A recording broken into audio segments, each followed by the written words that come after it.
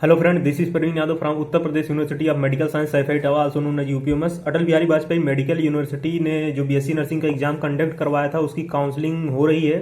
First counselling का जो result है वो आ चुका है। जिन स्टूडेंट का कॉलेज अलाट हुआ है उनको कांग्रेचुलेसन। कॉलेज जो अलाट हुआ लगभग 125 से 130 नंबर तक प्राइवेट में अलाट हुआ है। इसके बाद कॉलेज प्राइवेट में भी अलाट नहीं हुआ है।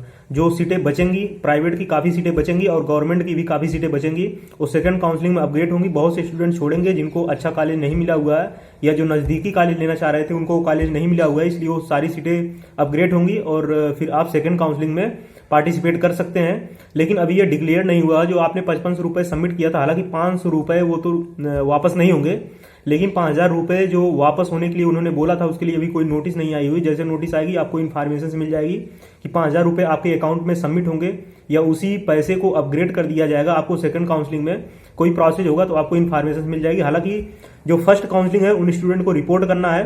31/1/2022 को इसका अलॉटमेंट लेटर जारी किया गया था, लेकिन 31/1/22 को अपडेट इन्होंने नहीं किया।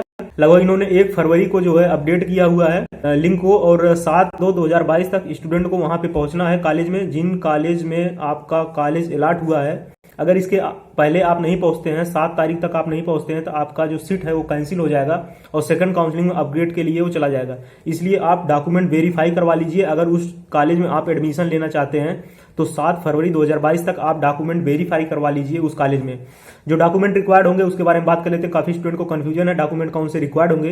हालांकि हमने बताया था कि जो जेएमयू की काउंसलिंग चली थी उसमें डॉक्यूमेंट जो रिक्वायर्ड हुए थे उसमें हमने हालांकि बताया था, और सीपी नेट के भी जो डॉक्यूमेंट रिक्वायर्ड होते हैं, हालांकि जो डॉक्यूमेंट रिक्वायर्ड होते हैं काउंसलिंग से रिलेटेड सब में लगभग सेम होते हैं, कोई ज्यादा डिफरेंस नहीं होता है। तो एक बार फिर से हम बता देते हैं, जो Atal Bihari Vajpayee medical university BSc nursing की जो है काउंसलिंग स्टूडेंट करवाएंगे फर्स्ट काउंसलिंग में, उनको कौन सा डॉक्यूमेंट लेके जाना है। 10th 12th की मार्कशीट ओरिजिनल लेके जाना। जितने भी डॉक्यूमेंट आप लेकर जाएंगे सारे डॉक्यूमेंट ओरिजिनल लेके जाएंगे और उसकी कम से कम 8 से 10 कॉपी होनी चाहिए। तो एक बार हम बात कर लेते हैं। 10th 12th की मार्कशीट लेके जाएंगे। ट्रांसफर सर्टिफिकेट इंपॉर्टेंट है, इसको लेके जाएंगे। अगर आप बीएससी के बाद एडमिशन लेना चाहते हैं तो वो भी ट्रांसफर सर्टिफिकेट लेके जाएंगे। लेकिन आप अगर 12th के बाद एडमिशन लेना चाहते हैं, आपने बीएससी में एडमिशन ले लिया है या आप बीए कर रहे हैं, तो आप सेकंड कॉपी लेके जाएंगे। हालांकि 3 कॉपी निकलती है। आप अगर 12th के बाद जो है कोई कोर्स करना चाहते हैं या कोई कोर्स कर रहे हैं तो 2 कॉपी आप निकलवा लिए हैं तो आप तीसरी कॉपी भी निकलवा सकते हैं। 3 कॉपी निकलती हैं तो वहां पे कोई दिक्कत नहीं है। और फिर कास्ट सर्टिफिकेट इंपॉर्टेंट है। कास्ट सर्टिफिकेट बहुत इंपॉर्टेंट है। कास्ट सर्टिफिकेट आप लेकर जाएंगे। इनकम सर्टिफिकेट कोई इंपॉर्टेंट नहीं है क्योंकि स्कॉलरशिप की डेट तो चली गई है, लेकिन निवास प्रमाण पत्र ये बहुत इंपॉर्टेंट है। निवास प्रमाण पत्र आप लेकर जाएंगे। आप कहाँ के निवासी हैं, आप अगर यूपी के हैं तो आपका यूपी का और स्टेट का ही होना चाहिए, सेंट्रल का निवास प्रमाण पत्र नहीं होना चाहिए। और कास्ट सर्टिफिकेट भी सेंट्रल का नहीं होना चाहिए। सारे डॉक्यूमेंट स्टेट के ही होने चाहिए। सेंट्रल की ना यूनिवर्सिटी है ना कुछ है, तो सेंट्रल का कोई यहाँ पे डॉक्यूमेंट रिक्वायर्ड नहीं होगा। आधार कार्ड आप लेके जाएंगे ओरिजिनल। स्कोर कार्ड जो है इंपॉर्टेंट है, स्कोर कार्ड लेके जाएंगे।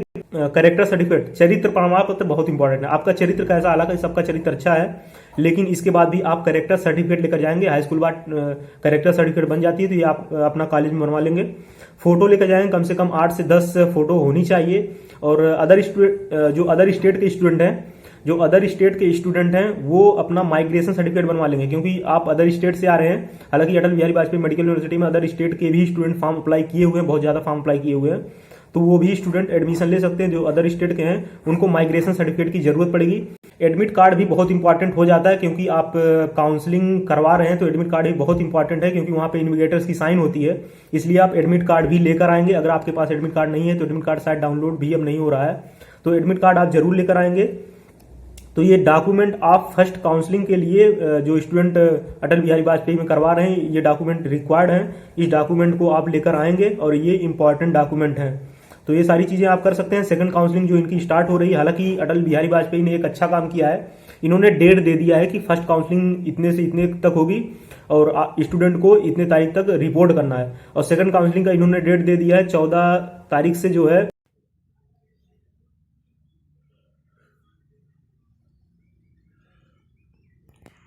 सेकंड काउंसलिंग स्टार्ट होगी और 18 फरवरी तक सेकंड काउंसलिंग चलेगी। 18 फरवरी तक आप पेमेंट कर सकते हैं। इसका जो अलॉटमेंट कॉलेज डिक्लेयर्ड होगा वो 22 फरवरी को डिक्लेयर्ड होगा। 22 फरवरी को पता चल जाएगा कि जो स्टूडेंट सेकंड काउंसलिंग में पार्टिसिपेट किए हुए हैं उनको कौन सा कॉलेज मिला हुआ है।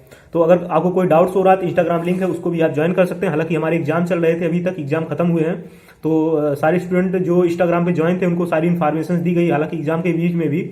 और सीपी नेट की थोड़ी सी अगर हम बात कर ले तो सीपी नेट में 4th राउंड की काउंसलिंग स्टार्ट हुई थी और उसका जो है रिजल्ट भी आ गया है कि आपको कौन सा कोर्स मिला हुआ है। तो उसमें शायद 3 ही ऑप्शन दिया हुआ है, एक्सेप्ट अपग्रेड दिया हुआ है, एक्सेप्ट फ्रीज दिया हुआ है, रिजेक्ट का ऑप्शन नहीं है। जी हाँ, रिजेक्ट का ऑप्शन नहीं है, इसलिए आप रिजेक्ट नहीं कर सकते हैं। अगर आपको कोर्स करना चाहते हैं तो कोर्स को एक्सेप्ट अपग्रेड करिए, अगर आप कोर्स को नहीं करना चाहते हैं तो कोर्स को सीधा एग्जिट कर दीजिए। अगर आप पेमेंट नहीं करते हैं तो सीट अपग्रेड हो जाएगी। ध्यान से सुने, अगर आप पेमेंट नहीं करते हैं 25,000 रुपये, हालांकि उन्होंने दे दिया, पहले 10,000 रुपये पेमेंट होते थे, लेकिन अब 25,000 रुपये पेमेंट होंगे। अगर 25,000 रुपये आप पेमेंट नहीं करते हैं सही समय पे तो ये सीटें अपग्रेड हो जाएंगी और नेक्स्ट राउंड में चली जाएंगी। तो अगर सीटें बचेंगी तो आपको दी जाएंगी, नहीं तो नेक्स्ट राउंड जो होगा उसमें सीटें बचेंगी नहीं तो आपको सीटें नहीं दी जाएंगी। तो अगर आपको कोर्स करना है तो कोर्स को एक्सेप्ट करिए, नहीं तो आप एग्जिट करके काउंसलिंग से बाहर निकल सकते हैं। तो ये सारी चीजें आप कर सकते हैं। और अगर हम बात करें SGPGI Sanjay Gandhi post graduate institute, तो Sanjay Gandhi post graduate institute में पैरामेडिकल्स की काउंसलिंग चल रही है। बीएससी नर्सिंग की अभी कोई अपडेट नहीं है, जैसे ही बीएससी नर्सिंग की अपडेट आती है एसजीपीजीआई की तो हम आपको इन्फॉर्मेशन दे देंगे। मिलते हैं किसी नेक्स्ट वीडियो में नए अपडेट के साथ। जय हिंद।